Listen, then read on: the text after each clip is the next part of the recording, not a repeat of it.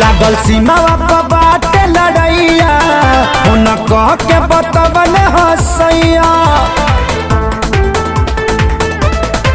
हो लागल सीमावा पर बाटे लड़ैया उन कह के बतवन हसैया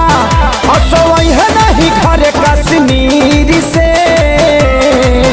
होली खेल ले हम रंगवा वीर से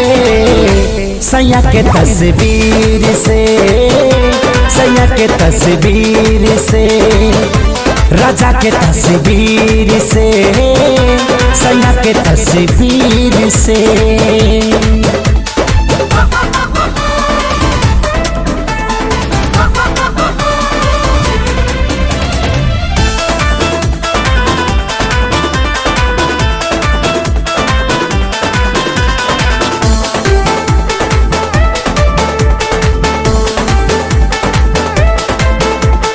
फौज में बड़े राजा हमके नाजबा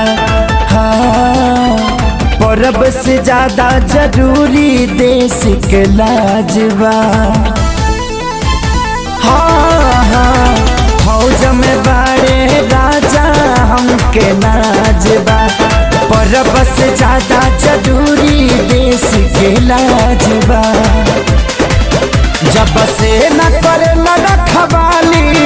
तब मन न होली दिवाली बौनी फौजी बलम तकदीर से होली खेल ले हम रंगवा वीर से सैया के तस्वीर से राजा के तस्वीर से सैया के तस्वीर से राजा के तस्वीर से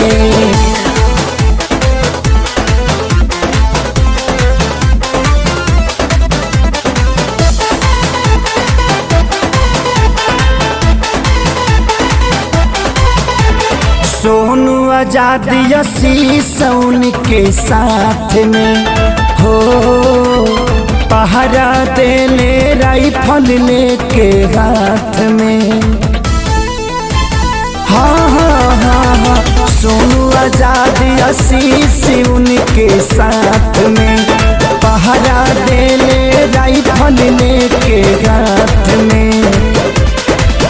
प्यारे लाल श्याम देहाती छेदे बॉर्डर पे दुश्मन के छाती नाता जुड़ल बाटे सारी बलबीर से होली खेला रंगवा वीर से सैया के तस्वीर से राजा के तस्वीर से सैया के तस्वीर से राजा के तस्वीर से।